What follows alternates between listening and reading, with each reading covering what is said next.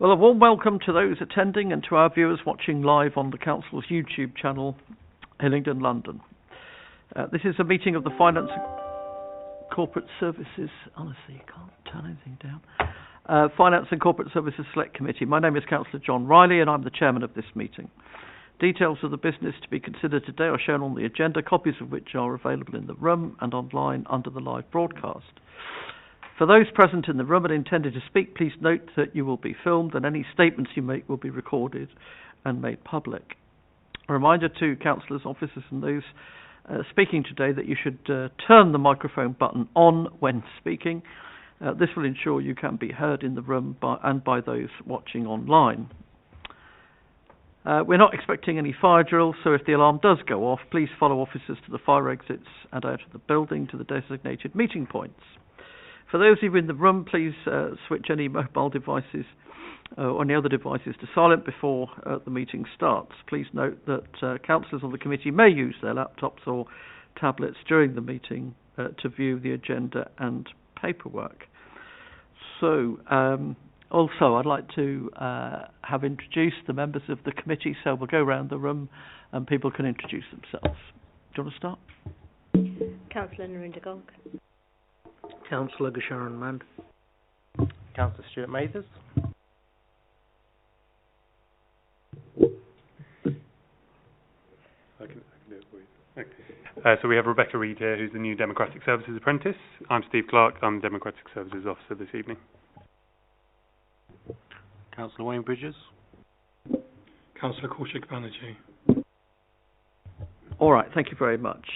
So we'll go to the agenda, and I will turn this noise off on my machine. All right, apologies for absence.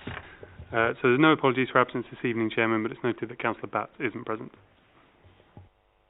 All right, thank you. And declarations of interest in matters coming before the committee, just the usual ones, I should imagine. All right, thank you. Minutes of the meeting of the 11th of May, which was the AGM. So are those agreed? Agreed. Thank you. And minutes of the meeting of our previous meeting of the 19th of April of this year. So as you will remember, we had further discussions with regard to procurement review, which we will also deal with this evening as well. And of note, perhaps, are the various aspects of that which Matthew Kelly, Head of Procurement Commissioning, told us all about during the course of that meeting. In fact, later on, during the course of the paperwork, I think at page 34, there are various subject heads concerning potential recommendations as far as the review is concerned, but we'll come back to that later on. Does anybody have any matter that they want to raise as a consequence of the minutes? Nope. All right, thank you very much.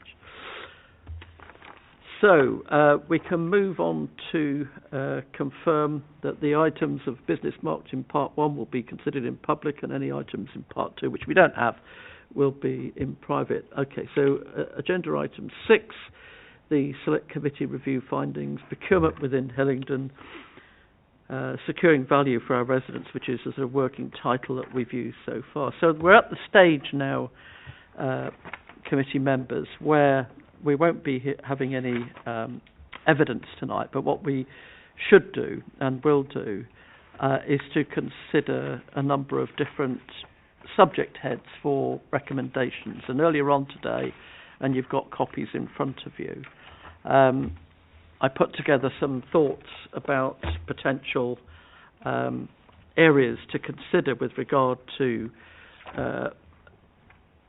recommendations. You've also got, it's actually page 36. You've also got on page 36 of the papers 9 headings in regard to areas that Matthew Kelly raised for consideration. But what I'm also interested this evening is ideas and thoughts around potential recommendations that will have a real and immediate impact for residents, for businesses, and for the way we do procurement. We've heard a great deal from Matthew over a number of different sessions about how procurement is done and the direction of travel and what he's hoping to have happen. And that's all been extremely valuable, and we're very grateful to him. And it's pretty clear that our procurement team is quite extraordinary and very well led by him. But he's keen, is he not, to develop things and move forward. I don't know if you want to start with some of the suggestions that that I've made in the paper that you've got before you will have seen. The first thing, and this isn't in any particular order, but the first thing that I've set out there is for the provision of, or the creation of, a register of contracts. And I think this is important because very often we'll read in cabinet papers and in other papers about various contracts.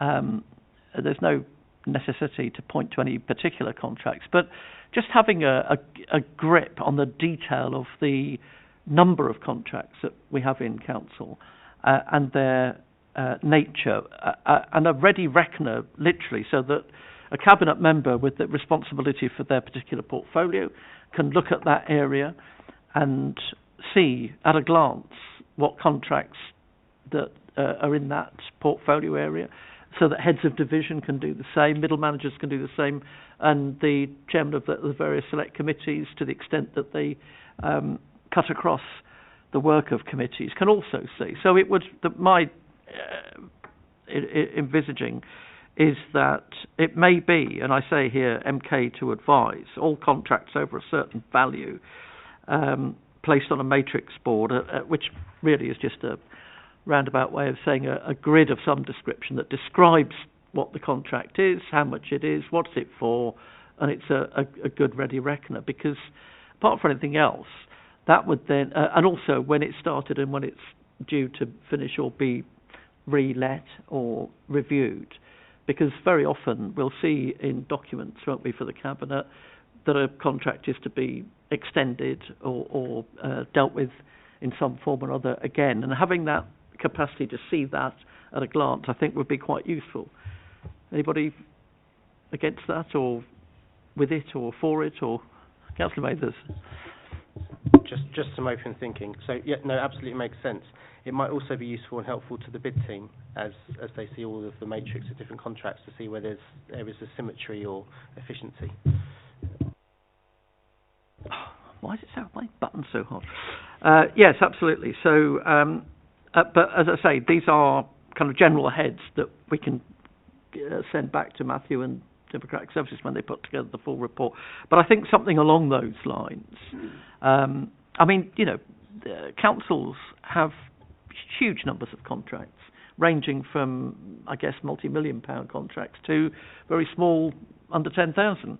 And it would just be a good idea to have a really good grip knowledge as to what they all are, and to be able to, I'm not saying everybody needs to know all of them, but to have that capacity to be able to have a quick ready reckon and say, right, in my area or in our area, as far as this committee is concerned, we can see that there are so many contracts, they're worth this each.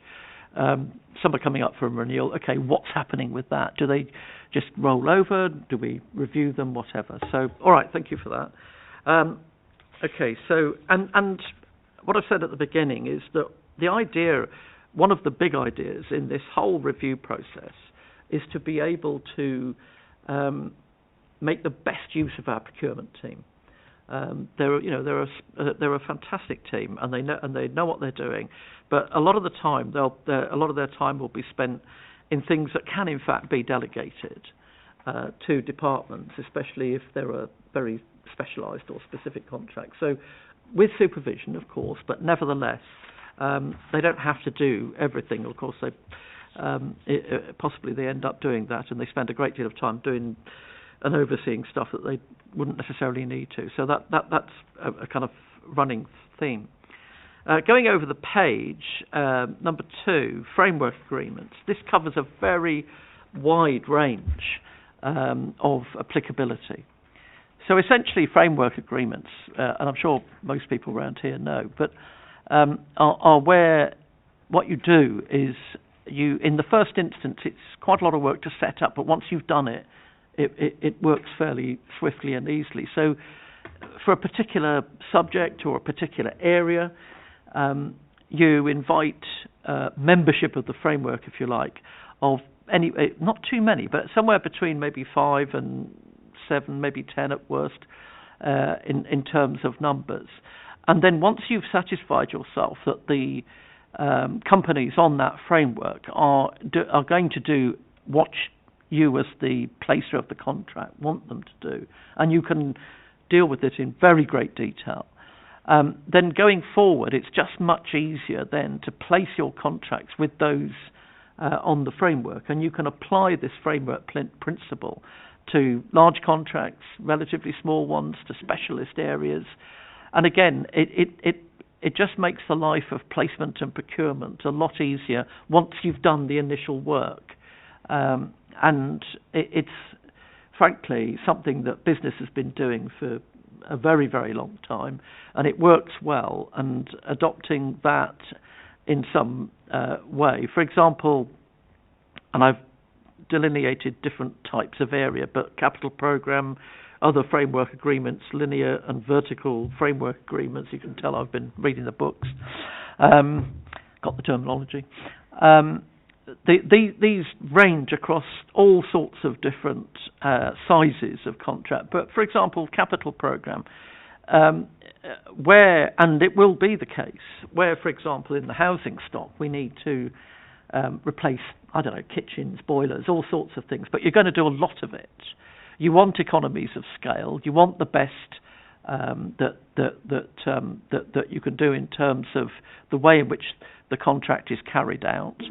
And the better option, really, rather than going to a lot of smaller companies and organisations, is to have a number of well looked into framework companies who you can then say, right, well, this is what we need, this is the sort of area that we are looking at, bid for it. You still have to have a bidding process, and you still have to have that type of competition, but it is then with regard to companies that you've already looked into, done the due diligence on, and you don't have to do it every time. But what you do is to have a refresh program, maybe once every 4 or 5 years, making sure that you've got the right people on the framework, and also looking into the companies and make sure that they're doing everything that you want them to do, not just the practical stuff, but all the other things that go with contracting.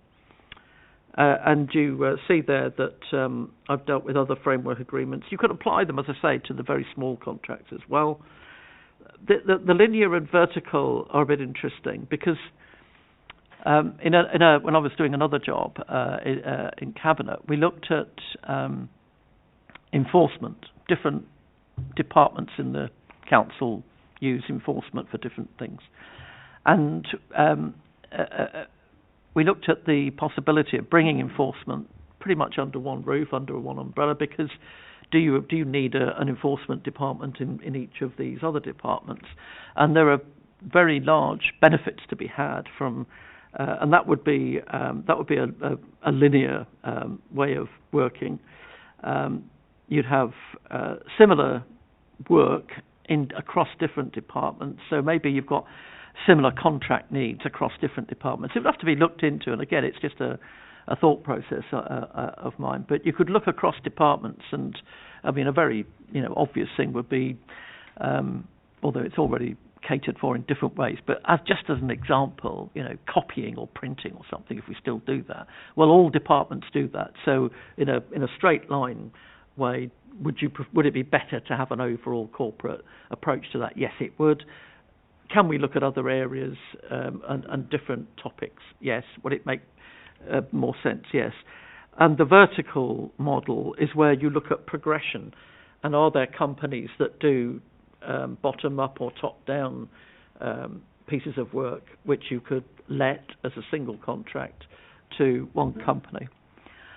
All right, and then finally, I've mentioned consolidation of contracts, and again, this is really to do with looking at the way in which we contract, making sure that those contracts, even from the very specific, and there will be ones which perhaps there's only one or two operators in the marketplace, and we have to go with them.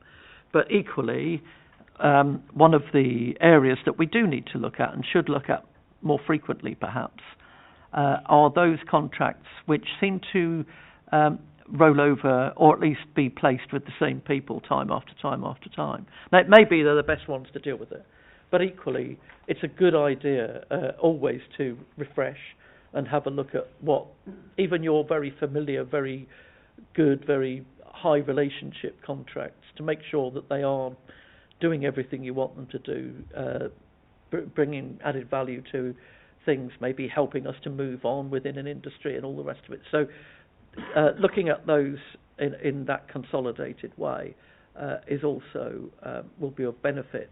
And again, that's something that the authors of the report can look at. So those are my sort of ideas. Any comments or suggestions, agreements or others? Councillor Mathers. Thank you, Chair. I guess as long as the consolidations and the frameworks, which I'm sure the officers will take into consideration, do comply with Matthew's suggestions around improved engagement with local suppliers and also on the social value aspects. I think that in order to create efficiencies in procurement, or even to make sure that they are the specialists they can be in the way they're doing it, the counterbalance of that can sometimes be at the loss of those smaller companies who want to encourage through. I know they did mention they spent a lot of time going out to market and not always getting the results they'd wanted with a number of local suppliers. I think we had a good discussion around what is local. I mean, Hillingdon first, and then UK for some aspects of like vehicles, for example. But I guess it would be useful to highlight in this how some wording that could make sure that there was at least an assessment done of each framework or consolidation to make sure it didn't inhibit further access to small and medium enterprise or the ability to reach our social value goals that we have, such as the climate change targets for 2035. So just some note that can give people that consciousness of going, we need to just assess just what the impact might be. That isn't to say that if it was it diminished from those aims, that it wasn't the right contract or approach, but just that there was awareness that that's not the ideal and we should be working towards something in the longer term. Yes, I think that it would be. I think we're not at a position. I don't think anybody's in a position where other things other than value for money and other than quality would stop a contract. I think you're right. I think that you need to make sure that those other issues, the other added value issues, have to be borne in mind and have to be part and parcel of the way in which we look at contracts and the way in which we look at companies. I don't think we or anybody else in the public sector or elsewhere are at a position where you would debar certain companies, if they were acting in a very poor way, but if they weren't meeting at this stage all of the issues that we would really like to have happen. That's going to be a gradual situation, but nevertheless being aware of it and writing it into the thing. I'd like to call on Councillor Bridges, because I'm keen that we have something in there in our recommendations about better access, but also encouragement for very local businesses in the locality. And small businesses. Councillor Bridges. Thank you, Chairman. Firstly, I do endorse your recommendations as set out in those papers. They're very good recommendations. And unfortunately, I'm joining this committee as you're just wrapping this up. It's a shame I couldn't be on it sooner, to be honest, because it's a very interesting topic. For me personally, what I would like to see is a closer engagement with local small businesses. And like many members around this table, I see the cabinet papers often and I see the tenders that go out. And we're talking maybe sometimes a couple of companies bidding for these contracts. And they're sometimes not massive contracts, they are medium-sized. And I just think, is it the case that, maybe they didn't want to apply, but maybe they wasn't informed in the first place? And I would like to see more about how we interact with small businesses in our community. We have very good exhibitions by way of Hillingdon Expo, which attracts many local businesses across the borough. I'd just like to see how we're interacting with those businesses and getting them the information they need to get on that next step up to going for bigger contracts, going up that next level to going through the procurement process with the council. I think there's a lot of opportunity there, and I just wonder if we're doing enough to make them informed about the options that are available to them. All right, thank you. I think that's absolutely right, and I think we've all thought about this or talked about it on previous occasions, and I expect that there are a lot of technical or practical or other reasons to an extent as to why either this isn't done, or from the other side of the coin why local companies aren't bidding and so forth. So I think what would be of assistance is a recommendation around doing some pretty fast track work, because we know this has been going on for a long time, so it can't be that difficult in one sense to actually look at it, but to maybe have a date on which the procurement team and the authors of the review come back to us with some fairly firm ideas about engagement, but also about education. Because I quite like the idea. I know Councillor Bridges, who I did not, but I should welcome to this committee, and it's lovely to see you, and we're very glad that you were on our committee. I should have done that at the beginning, really, but there we go. You mentioned the Hillingdon or Uxbridge Expo. However, it does seem to me that we may benefit, perhaps, from having some sort of event where we invite various chambers of commerce from different parts of the borough, where we invite the Hillingdon Chamber of Commerce, and or we identify various industry or trade organisations within the borough, because a lot of businesses do have trade organisations, and sometimes they can be very local. So there might be, I don't know, Hillingdon Association of Plumbers or something or whatever, but there will be some form of joint organisation, and invite them all along to an event where we have different speakers with an eye to, or a voice to, explaining how to go about bidding, but also from our point of view making the process a lot slicker and quicker and easier for our small businesses. And maybe that way, at least, if we give people the chance to understand what's involved, okay, if they do pitch in, fantastic. If they don't, well, at least we've given that side of it a spin. So I think a programme of local business, literally local. I know what Councillor Mathers means about what's local. I mean, you could say that Marks and Spencer's are local, but they're nationwide. But nevertheless, looking into those types of situations, and then hopefully not just the associations, but the individual businesses, give them an opportunity to come along to an event, and also to hear from them as to why it is that they think it's either too difficult or a problem, or the issues are too big. At least that way we'll know. Councillor Bridges. Fully endorse that, Mr. Chairman, but also I think in particular training or information on bid writing would be really beneficial. I did take a look at it before the meeting, and for a small business it can be really daunting looking through that site, the amount of criteria you have to fulfil and fill out all the information. I'm not surprised in the least with some small businesses. They just think, I'm not going to do that, I'll just stick to the smaller contracts and forget about it. So any way we can help those small businesses getting over that hill in terms of bid writing, or we can signpost some 20 professionals that can help them, I think would do a lot of good for businesses in Hillingdon.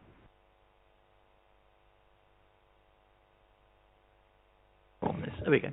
And within that, you're right, and within that, to see whether there's any scope within the procurement department to see if those criteria can be better moulded for smaller businesses. I mean, I can't imagine, many years ago in a completely different life, I used to do a lot of work with huge building companies and, people like Hargreaves and all sorts of very large building companies. And, the things that they had to fill out, the qualifications for tenders that they had to fill out were enormous. But then you'd have very small company subcontractors, and they'd be landed with this, literally a book of stuff to have to go through, and there was no way they were going to do it. So in that industry, the criteria was hugely reduced to deal with that particular trade or industry within the overall building trade. So maybe that's something that we can look at in terms of making things easier. And the other thing, I think, to give procurement the opportunity to respond to that concern, because it is something we've talked to Matthew about, is to explain if it's possible, if it's feasible, if there was an initial large amount of work to be done, would it sort of bring benefits? Because clearly they're going to want to see some come back and some benefit from making that initial investment in time, if nothing else. And if there are aspects of all of this that are just too complicated, then at least if we know about it, and maybe we may be able to see a way through to help. But I just think it's really important that we're able to engage with our local businesses and business community. I mean, right down to the really small outfits that you would look up and say, well, I'll get these guys to come round. And also, maybe it would have a beneficial effect for them because, I don't know, maybe there'd be some sort of list or register that is on the council website that we use, and that would help other people, our residents, to say, well, okay, well, if they're doing that for the council, maybe they'll come in and do whatever it is that I need doing. So, I mean, there may be all sorts of different advantages that could be looked at. But I think we would all agree that's a piece of work we'd be quite keen on. But again, quite timorously, please, because it's been something that has been bubbling away for some time. All right. Yes. Thank you, Chairman. So picking up on the points raised around this committee this evening, I think Councillor Bridges made a really good point, and also actually picking up on what Councillor Mather said, I think there's maybe something around reporting and data. What I mean by that is that we could do some maybe baseline where we are in terms of like contracts, how many are local, how many are non-local, and if it is better reporting to get an idea of where we are today. So when we do these events and run these trade shows or reach out to, the Plumbers Association, for example, we can see how effective maybe these approaches were. So again, if we come back and look at this in 6 months or 2 years' time, and more local businesses applied because we did something, let's do more of it. Let's get more of them. If it's working, let's push it forward. If it's not working and we stay at the same level throughout the next 6 to 12 months, maybe we calibrate our approach and go down a different avenue. So if we can sort of baseline where we are today and have some data, I think it might be useful in this approach to see if it's working, and then we can just tweak it slightly to do either more or less depending on how it goes. Thank you. No, it's a good point, and I think this is where the kind of theme of the one of the themes of the review comes into play, which is freeing up our procurement people to really do the top end of their job, as it were, because data collection, management of the policies, management of the direction of travel is something that they're very much best to deal with. What's the corollary? Well, it's to offload to a degree and delegate some of the smaller stuff And by that I mean the more day-to-day department applicable things that can be identified, and also that helps the departments themselves, because it means that they've got a much better grasp and grip on the contracts that relate to them, and they know in detail the sorts of requirements that they've got. So I think I've said somewhere in my note that specific requirements according to different departments, who will, different social care, I can imagine, to that extent, certain types of aspects of education, there will be relatively limited companies or suppliers out there, and it may be that we have, very good relationships with certain companies that we've built up over the years, and the value of that and them understanding us is a very high priority. But nevertheless, having that culture that says, okay, that's great, but nevertheless, you need to have either a deep dive or a good look at those relationships and those the ways in which those companies work. Are you still happy with it? Are you moving forward with it? Are they giving you best value, which isn't always just the thing that they've contracted to do? I mean, a good relationship means that your contractor will come back to you and say, well, look, we've looked across the market. We think this direction of travel is the better way to go. You may not know about it, but we do, and we're advising you this is a good thing. Those sorts of additional benefits that perhaps not everybody sees, but the people in the departments will know about, because that's their job, that's their day in, day out job.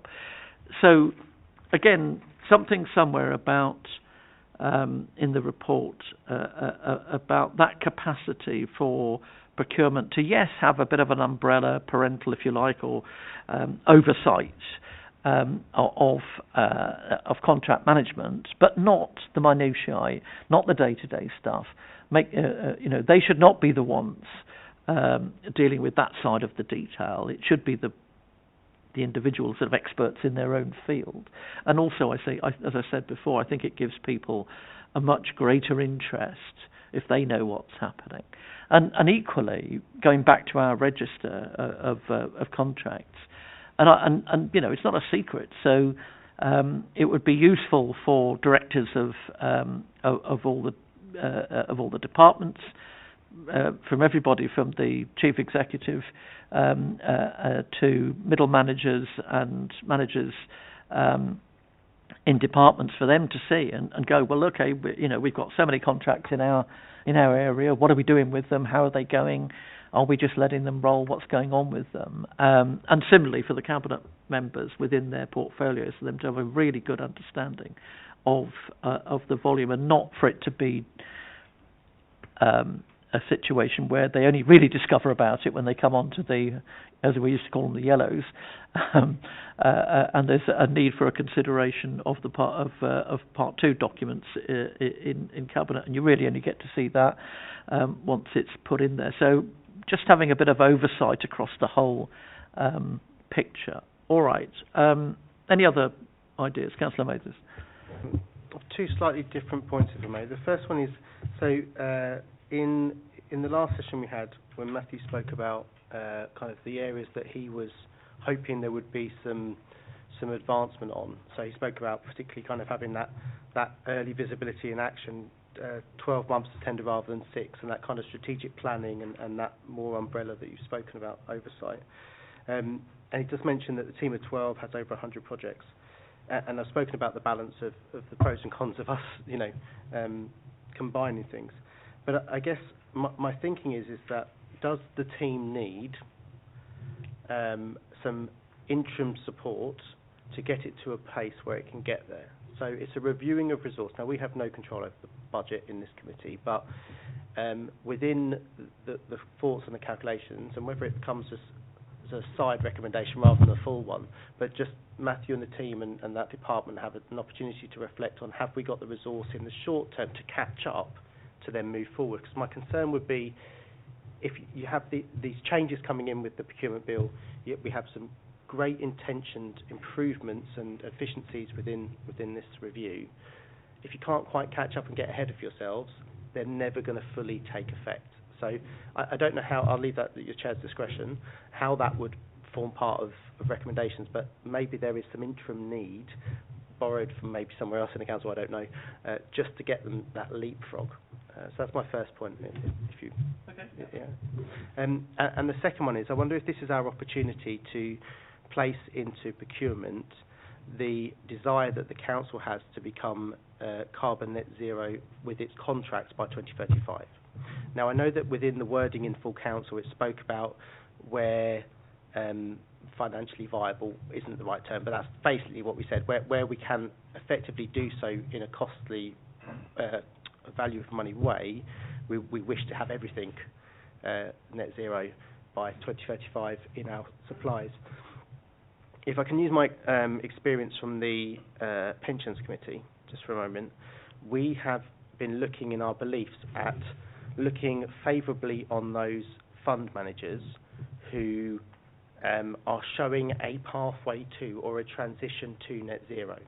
So that doesn't have a fixed date on it, like we would want within our council's policy, but it shows a willingness from the provider that they are thinking about or have started to implement some actions towards net zero. And I wonder if, because in point 9 on page 37, it talks about environmental matters aligning with the council's commitment, but recognises and is mindful of cost implications. But at least within one of the frameworks, if there was something around either within the social value section of procurement or generally asking the question as part of the bidding process to get it on in the minds of, to get it visible to contractors that in 12 years' time, this is going to be something you really need to have thought about and something you may have wanted to put in place. So it's not saying that we need it now, but it's part of the future-proofing of our sectors to say in the bid question, what are your current thinkings on the transition towards net zero? So it gives, puts in the consciousness now, a decade ahead, that companies should be thinking about or should start working on getting to net zero. I hope that's diluted enough that people can get on board with it, but equally shows that there's a passion from this council to see the environment put to the fore in some cases. I think that listening to lots of conversations outside of what we do and outside of the council, I think that there's a recognition that some of the ambition may need a bit of ambition management. And this is looking at lots of other industries and lots of other sectors way beyond what we do in local authorities. I just remember one example that Matthew gave in terms of electric vehicles and the phenomenal difference, even now, that may not be the right expression, but even now anyway, between the cost of large-scale electric vehicles, I think the refuse lorries, and the extraordinary difference at the moment between the potential for purchasing electric vehicles in that sector and maintaining the sort of vehicles that we have at present. It's just prohibitive, even for a local authority. And if we bring it down to a much more, to that extent, mundane level, for people out there, you know, the cost of electric vehicles is still proportionately and phenomenally high, let alone the national picture in terms of charging. It's getting better, but it's not, you know, you couldn't switch tomorrow or anything like that.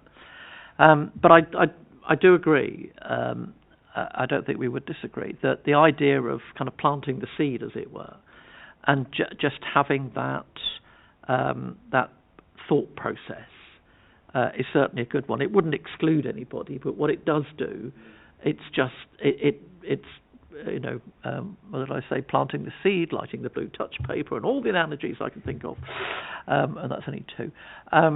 That we are at the very least starting the thought process, and I don't dispute that at all.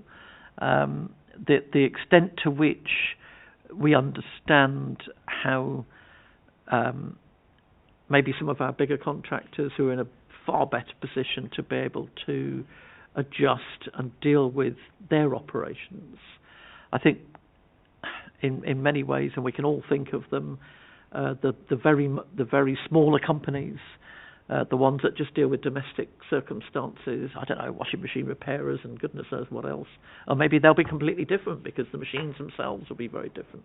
There's all sorts of significantly different impacts, but maybe part of the offer from our side, and this is probably a bit too blue skies, I guess, but maybe at some stage part of the offer is a little bit of information about, well, in your sector, if you want to go down this route, we know other authorities that have contracted with other people who've done this, and maybe a little bit of exchange of information going on in terms of helping companies to start to think about what sort of changes they're going to need and what sort of directions of travel they're going to need to get to in order to get to that net zero ambition. But I think it would be it would be unrealistic not to acknowledge that there have been all sorts of voices from different large organisations and organisations that deal with many, many different hundreds of other companies talking about the way in which we get to those targets and the way in which we achieve the changes set against cost and the reality of the development of certain industries as well. There was a programme on the radio the other morning about the steel industry in Wales and about how they were going to get to those sorts of targets given how they actually operate. And something as massive as the Port Talbot site, being able to get to a position where they're carbon neutral and the discussions around, I mean, that's massive and it's huge costs and so forth, but that's just an extreme example. But again, I agree, it's something that we could very happily build in terms of information. Councillor Bridges. Thank you. I do agree. I think I just wonder if there's any opportunity the council can do in terms of its scoring of contracts. At the moment, it's 50-50 on cost and quality. Is there any opportunity to perhaps incorporate a percentage of that towards environmental factors? If they're carbon neutral, would it work in their favour by doing that? Rather than forcing them, it would certainly make them up their game when they bid for contracts. I think that I think an element. I think what you could do is to have as an element of quality an aspect of that seed planting or that initial thought process, and we could ask procurement to look at the way in which we build that in at this very early stage. I wouldn't want to do anything that would, scare people off or cause great anxiety, because they would inevitably, individual commercial organisations are going to look at where they are now, and they're going to struggle, aren't they, to change and adapt, and inevitably it will have an effect on pricing and cost. And again, with the way in which inflation's working at the moment, it's going to be a big challenge. So, I think we could ask the review to consider how we build in a little bit of information resilience into the quality side. Councillor Mathers. If I may add to this, so I mean, we are effectively, just as we've spoken about kind of the local economy for encouraging smaller business, I think what we will probably find, because the electric vehicle one, I think, is going to be a debate for in the industry, because it is a genuine struggle at the moment. I acknowledge that. There are so many companies we deal with who probably a lot further down the line with this than we realise. So those questions might prompt that. If we think about our IT suppliers, huge, multinational companies who've got this on their radar because all of their investors and shareholders are demanding it, and they're trying to be a bit more cutting edge in their image, as it were. Yeah. They will be much further down the line. And then to the council's credit, there is the data that says actually with our contractors, our procured services, we're already, our Scope 1, our Scope 2 emissions are already here. Our global temperature rating is here. And I think that would add a little bit of encouragement and maybe a morale boost for those areas such as refuge vehicles, where it is genuinely going to be a difficult and costly, but I would suggest always needed transition. I think the same goes for public transport. And the all of those, yes, you're right. Some are further down the track than others.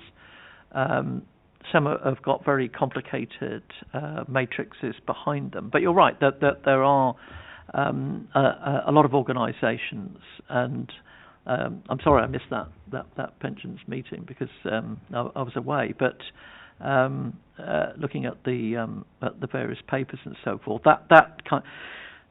so of course that whole financial services industry has a various staged capacity to look further down the line at up and down services. So if you're looking at investment, you're looking at companies that are invested in, and then you're looking at what they actually do on the ground and encouraging them to adopt practices that add to the end target. So there and of course investment may be dependent on the way in which individual industries or maybe agriculture industries and what other things that they go. But equally there'll be an input in terms of helping, and that's part of the deal, to help high energy and high creating organisations to come into line. But yeah, it goes back to, I think, very much to what you were saying earlier on about starting the ball rolling, or at least helping the ball to roll if it's already started. And I'll get much more tangled up in my metaphors if I carry on. All right. Any other direct, specific types of, I think you've probably got quite a lot of pages worth of notes there, Steve. Any other direct or specific areas of recommendation that you want to have a look at? So, Steve. So if I can just ask the committee to revisit a point raised by Councillor Mathers there on the potentially reviewing the resources of the procurement team, just to get the committee's feel on that, whether they would like to take that forward as a recommendation. So I don't want to repeat what you say, Councillor Mathers, but essentially looking at a potential temporary reviewing of the resources within the procurement team, should we require an increase of the resources. So just to get the committee's view on that. I think that part of that is what I've been saying about the theme of delegation, and I think that I think we've spoke to Matthew a lot, and he and his team do a fantastic job. I think that there will be opportunities to delegate and to move a little bit away, perhaps from them doing individual pieces of work. I mean, the real question is: do procurement need to do it? Can it be devolved to a department once the heavy lifting has been done? Can the rest of it be devolved? And the answer may be absolutely not in this case, or it might be absolutely yes in lots of other cases. So that would help with the workload of the existing team. I think we can ask the question as to is there assistance needed with resilience, with coping, to drive through what he and we want. it's not in our gift to say you can have 10 more people or anything like that, but certainly it's something that I think we should raise as a kind of paternalistic query, that all the stuff that he has said and all the stuff that he knows that we're interested in, is that manageable with the team that he's got? Is it a question of devolving or disseminating other bits of work to a degree that means that they're freed up to meet this challenge? And what is his immediate and medium and long-term consideration of resources, whether they be human or cost or what? And then for him to have a think about that and maybe... I know he's not going to put a bid in for extra staff in this review, but maybe it's well, he can give it a go, I suppose. But maybe it's something that the review want to comment on as a sort of overall issue in terms of meeting the ambitions of this review. Agreed? Okay. It may not be necessarily extra headcount, but maybe support from the bid team or the audit team with effectiveness reviews, and I think there's a lot more in this council, and we've heard a lot of it here about that's driving towards project management efficiency. Matthew definitely has the skills, and his team do, but yeah, I think a discreet, friendly conversation to keep it in play on people's minds is probably as helpful, maybe more helpful than an official recommendation.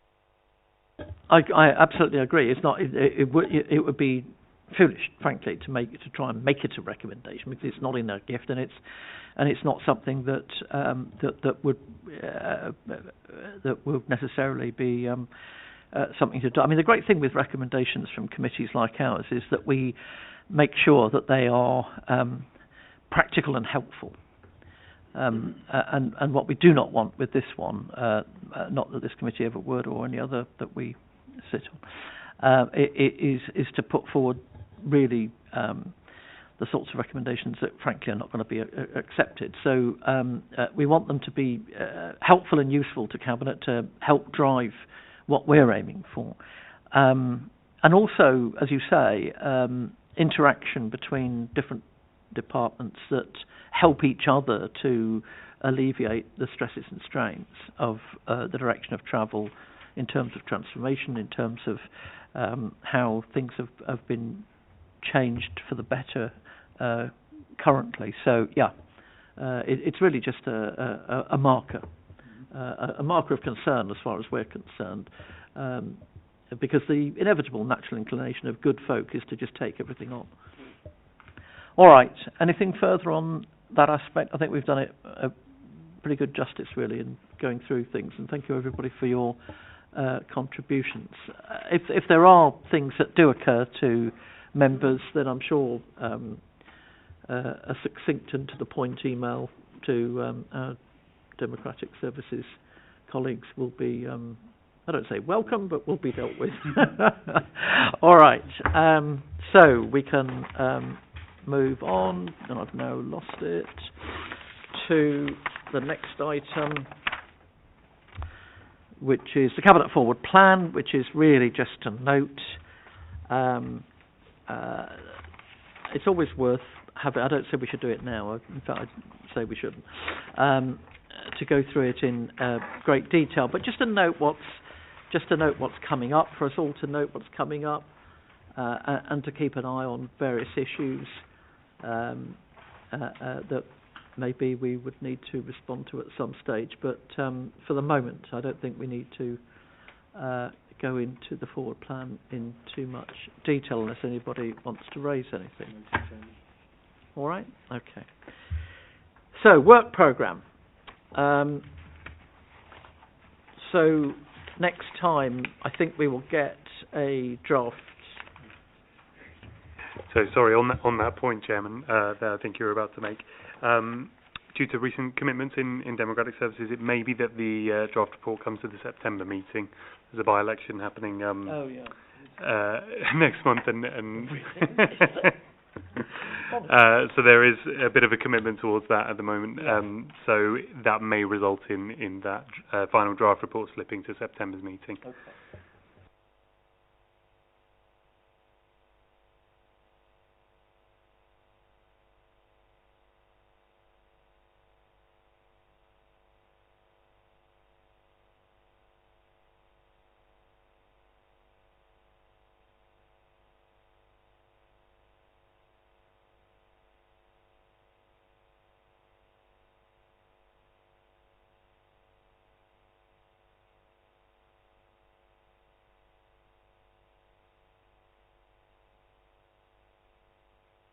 Yes, so Transformation, right? two of the information items. The Corporate Director of Central Services will be here, Yeah. delivering the digitisation of the contact centre information report, Yeah. and also that the digitisation of the HR department as well. So Okay. two reports, and I believe there will be some other officers attending for those ones as well. Okay. And then potentially you've also got the beginning stages of the next major review that this committee will be undertaking. Yes. Selection of topics and kind of getting the ideas out there for the basis of that review. On which point, so I've been having a good old think about next topics and different topics, and a number of the service areas that we deal with are very wide and very extensive, as are printed in our terms of reference. And so there are two particular, and a third one which is related, that I would like us to look at and deal with in terms of either major projects or individual projects. And they are linked in some ways to the transformation programme, and that is human resources and ICT and IT. And it's in this regard, we're going through a lot of change. We're going through a lot of through the transformation programme, and I think it would be useful for us to understand those two really very important departments, ICT and human resources, and to, putting it bluntly, to make sure that as currently constituted, they have the robustness and capacity to ensure that the transformation programme is delivered and delivered in the very best way, given the way in which those two significant areas work. So I would like us to look at those two particular areas, and aligned with, to a large extent, human resources, perhaps not quite so much ICT, although it is similar, looking at the whole situation as to where we are with home working. And there are lots of different, it's almost like a 50p. There are so many different sides to home working and different patterns of working. Again, watching a sort of current affairs programme a few weeks ago about the lots of different impacts for the good and for not so good of the complete change which the pandemic caused in terms of home working, looking at whether or not certain practices and behaviours and different ways of working are working, whether they're efficient, whether they're helping staff or hindering staff, whether they're helping management or hindering. There's lots and lots of different ways of looking at home working. So I'd like us to look at that, maybe as part of human resources, but maybe as a separate, shorter project, but certainly human resources and ICT for some scoping on both of those, to look at capacity, to look at resilience, to look at fit for purpose, service and so forth, those sorts of areas, because they're really important, and they have lots of knock-on effects that perhaps we haven't really thought about, certainly in terms of day-to-day thinking. So those are kind of three areas that I'd be quite keen for us to look at. people don't necessarily, or members don't necessarily have to say now. We can send ideas for further work, but if anyone's got any additional ideas for the work programme, Councillor Bridges. Thank you, Chairman. Reference was made to that event taking place on the 20th of July, which I can't remember what it was now. But in doing so, I believe the Council will be using for the first time voter ID, and in doing so, I think it might be worth looking to see the success of that, either by way of review or perhaps an information item. That's a very good point. It's very topical. I think it's far too late for us to be able to do any meaningful work on it before our own by-election in the borough, but clearly there are others coming up. We've heard a great deal, haven't we, about how things went in the local elections that have just gone in the non-metropolitan areas, and it would be interesting to hear from, maybe looking at the experience, to the extent that there will be an experience of this by-election. It would be interesting to hear from Head of Democratic Services about any problems or issues or concerns. Despite the amount of information that was out there for the last set of local elections, not ours, but the most recent ones, there still seems to have been quite a great deal of consternation in various ways. So the information giving and understanding, I suspect, because of the problems, a lot of people will have heard about it and will understand what's required. But whether people have those qualifying documents and all the rest of it, I think it would just be interesting to maybe have a one-meeting review of that and give Head of Democratic Services a bit of a heads up on the areas that we'd be interested in to hear about. So if we were to pitch for a date for that, obviously probably after September, I guess, and have at least one meeting review in terms of information, but perhaps unusually, not unusually, in advance, we do indicate the sort of areas we're interested in hearing about, so that Mr. White can be, always sounds like Reservoir Dogs when I call him Mr. White. Mr. White can be very much engaged with the sort of areas we're thinking about. Then, I think that'd be good. Good suggestion.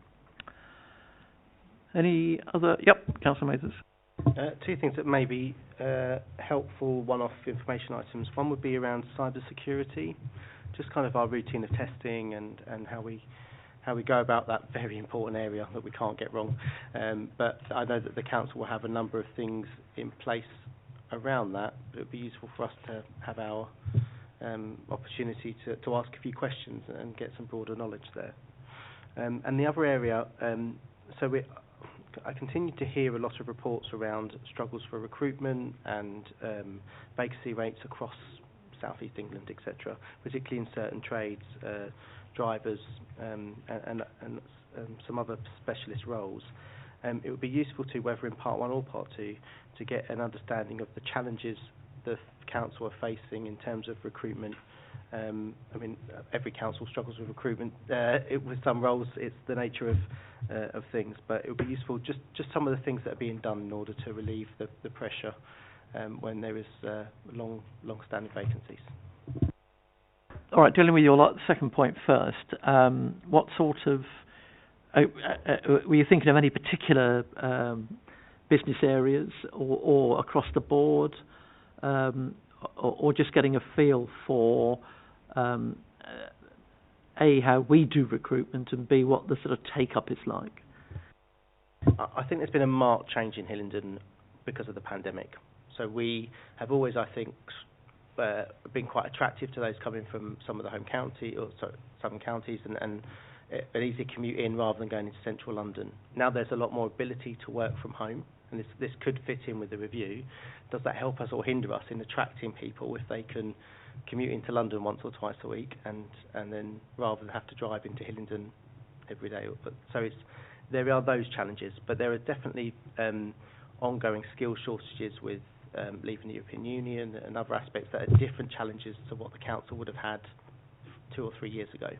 So I'm more interested in how we're adapting our processes to the changing employer environment rather than necessarily our kind of nuts and bolts of recruitment. Significant events that have happened that change that more than anything else. Yeah. That could be part and parcel of either the HR or the home working review, and build that in as a sector within either one of those. It kind of crosses over both of them, doesn't it? And that'd be I think that'd be an interesting angle in terms of, so maybe build that into the scoping, certainly for the working from home and HR suggestions. The cybersecurity, would that fit in with ICT? I think it would, wouldn't it? So maybe we could make again another part of the scoping for ICT review. I mean, I know which direction I'm interested in terms of resilience and all the rest of it, but at the same time, I think that would be an additional interesting and valuable look at. So in addition to everything else that we want from ICT and the way in which we expect that to operate and to work, it kind of goes without saying that we'd want to make sure that we had our cybersecurity working at top notch within those areas of ICT that we're looking at as well. So yeah, we could build it into that, certainly. All right. Any other ideas or issues? Councillor Bridges. Thank you. I'm not sure if I'm stating on my committee or yours this issue particularly, but the residents' My Account service, it would be worth, I think, just having an update or maybe an information item on the success of that and the numbers and stats around that and how many residents are engaging with the system and what areas of improvements can be made with it. I believe that comes under customer access. I hate that word, by the way. It should be resident access, not customer access, but that's just my opinion. Well, I think one of the happy intended consequences of you sitting on this committee, and I'm not looking to sit on your committee, by the way, is that